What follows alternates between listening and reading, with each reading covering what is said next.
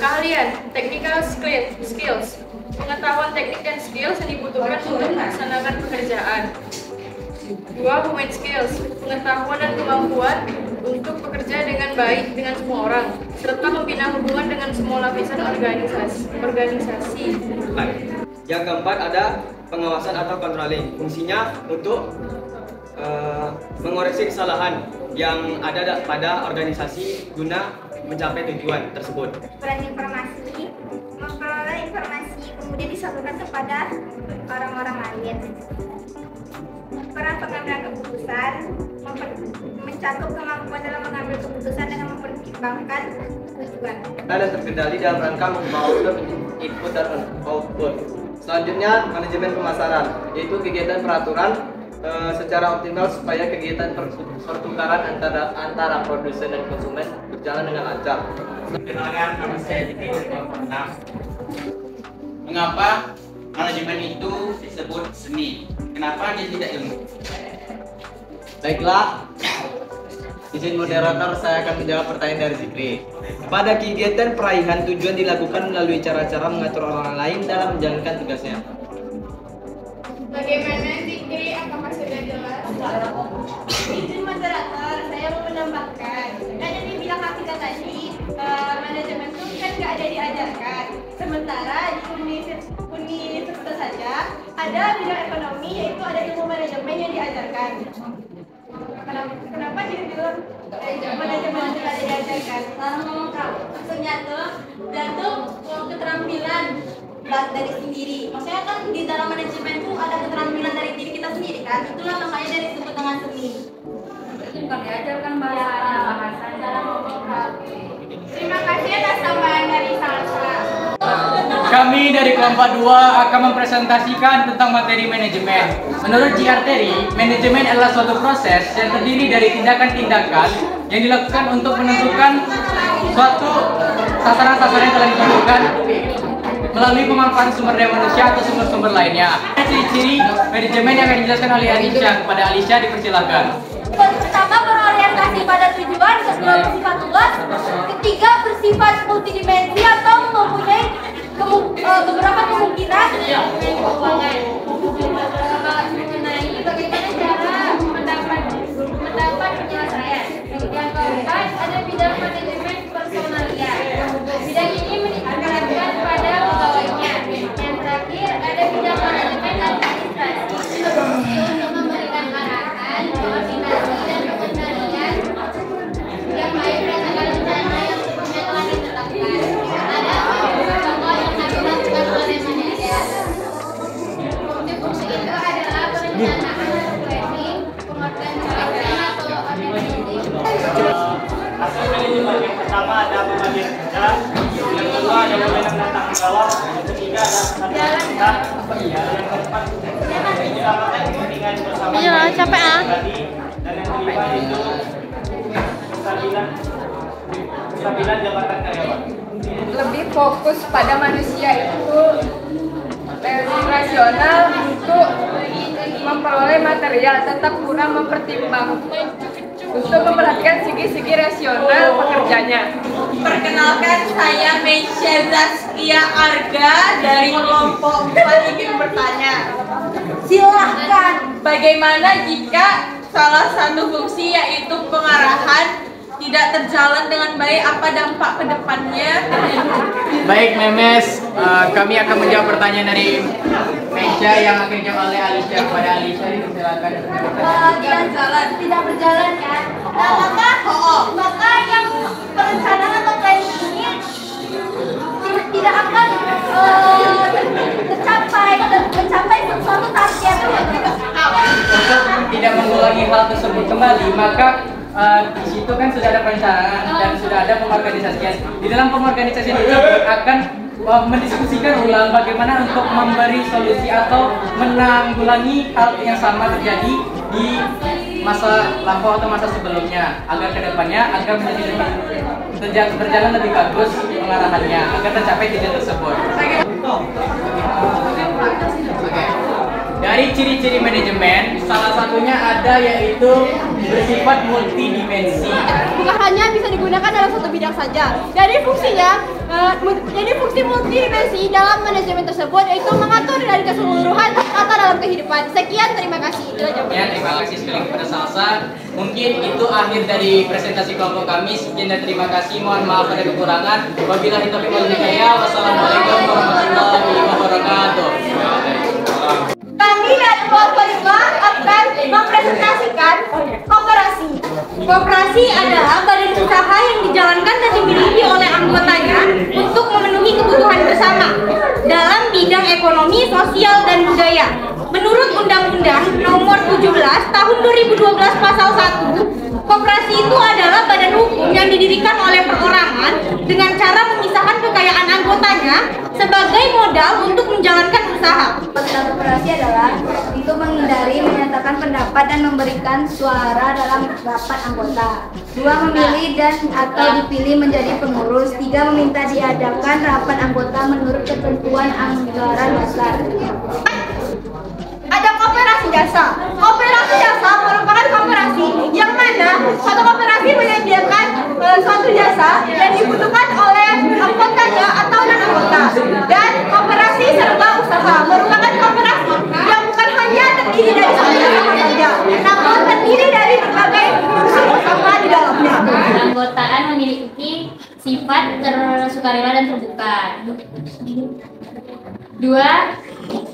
Pengawasan oleh anggota diselenggarakan secara demokrasi. 3. Anggota berpartisipasi aktif dalam kegiatan ekonomi koperasi. 4. Koperasi yang pertama, koperasi sebagai gerakan ekonomi yang kerakyatan. Yang kedua, koperasi tidak hanya diperuntukkan untuk anggotanya saja, tetapi untuk masyarakat pada umumnya. Yang ketiga, koperasi dijalankan berdasarkan asas kekeluargaan. Kekurangan koperasi yang pertama, koperasi keanggotaan koperasi bersifat sukarela. Yang kedua, tidak memikirkan keuntungan. Yang ketiga, kurangnya modal. Dan yang terakhir, koperasi bersifat eksklusif. Moderator, salah satu prinsip koperasi yaitu koperasi merupakan badan usaha swadaya yang otonomi dan independen. Yang dimaksud dengan otonomi dan independen itu apa? Bagaimana cara meningkatkan kinerja koperasi dalam perekonomian? Baik, terima kasih. Maksud dari prinsip ekonomi otonom dan independen, di mana koperasi berdiri sendiri tanpa campur tangan pihak lain. Jadi koperasi bebas memiliki kewenangan terhadap anggotanya, memiliki kepemimpinan tersendiri. Menurunkan bunga untuk pinjamannya. Yang kedua, membuka koperasi daerah desa. Yang ketiga, membuka usaha yang diminati. Apa kamu dipaham, Nela? Sebelum menutup presentasi kami, marilah kita dengarkan kesimpulan dari Cynthia. Kesimpulan yang bisa kalian dapatkan adalah koperasi dan usaha yang didirikan oleh anggotanya untuk memenuhi kebutuhan di bidang sosial, budaya, dan ekonomi. Bersifat kekeluargaan, berdiri secara independen, dan koperasi memiliki 5 jenis yaitu koperasi konsumsi, produksi, pasar, simpan pinjam, jasa, dan serba usaha. Sekian, terima kasih. Itulah hasil presentasi dari kelompok 5. Kalau ada kekurangan, tolong dimaafkan. Assalamualaikum warahmatullahi wabarakatuh. Assalamualaikum warahmatullahi wabarakatuh. Kami dari kelompok 3 akan mempresentasikan materi tentang manajemen. Manajemen adalah suatu seni yang mengelola atau mengarahkan orang lain untuk mencapai tujuan suatu organisasi atau perusahaan. Manajemen dibutuhkan untuk penyusunan rencana dan strategi untuk melakukan sebuah kegiatan atau usaha. Pengarahan ini bertujuan agar manajemen dapat sesuai dengan tujuan yang diharapkan. Dan yang terakhir itu ada evaluasi dan pengawasan atau kontrolnya. Terdapat beberapa asas di dalam manajemen, yaitu division of work, bagian kerja, unity of command, kesatuan perintah, order, sebagai tata tertib, color of change, jenjang jabatan, dan unity of direction, kesatuan tindakan.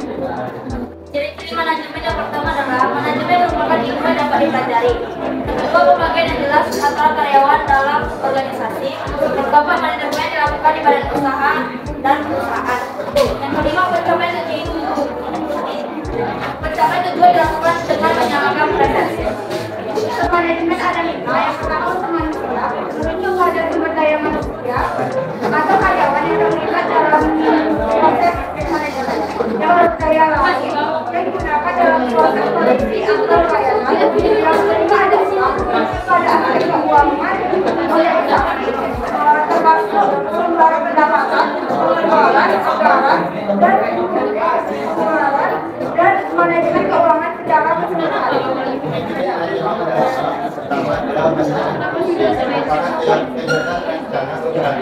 Karena mengubah itu menjadi output. Pemasaran pertukaran atau pengiriman barang dari produksi ke konsumen. Ketiga adalah manajemen. Pertanyaannya akan dijawab oleh Panaya.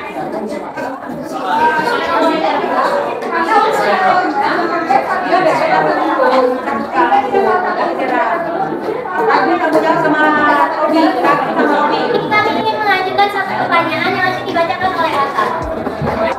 Pertanyaannya itu, apa pengaruh ketika sifat kedisiplinan tidak diterapkan dalam proses manajemen? Saya Rensada Panggabean dari kelompok 5. Dari kelompok 5 ingin menjawab pertanyaan dari kelompok Ata. Jadi, jika konsep kedisiplinan tidak diterapkan dalam manajemen, maka konsep manajemen itu akan berantakan dan hancur. Kenapa? Karena kedisiplinan adalah kunci dari suatu usaha. Manajemen melibatkan proses dan konsep untuk menciptakan tujuan yang efektif dan efisien. Memahami dan menerapkan prinsip-prinsip manajemen dapat membantu organisasi menjadi jangka panjang. Sekian presentasi kami dari kelompok 3. Assalamualaikum warahmatullahi wabarakatuh. Assalamualaikum warahmatullahi wabarakatuh. Dirinya kami di sini, kami akan mempresentasikan apa itu operasi badan usaha yang dimiliki dan dijalankan oleh anggotanya untuk memenuhi kebutuhan bersama di bidang ekonomi, sosial, dan budaya.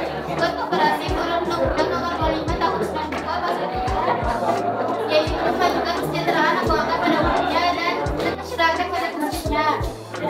Dan tujuan utama koperasi yaitu untuk melaksanakan pelayanan untuk meningkatkan ekonomi para anggotanya. Keanggotaan sifat terbuka dan sukarela, pengelolaan keanggotaan bersifat demokratis, pembagian SU atau sisa hasil usaha dibagi secara adil, pembagian balas jasa, tergantung pada modal.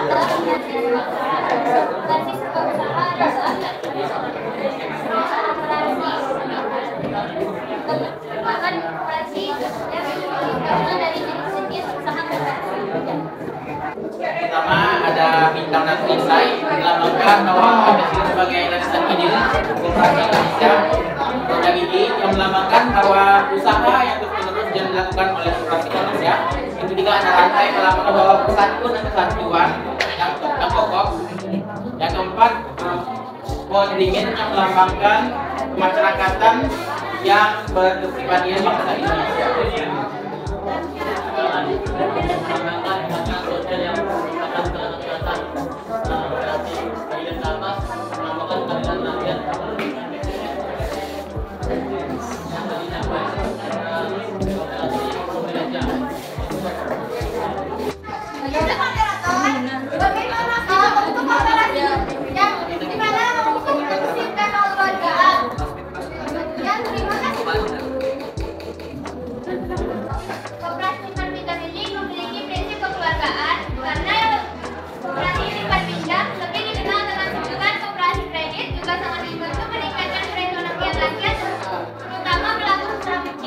Siapa bapak koperasi Indonesia? Itu adalah sifat bertolong. Itu adalah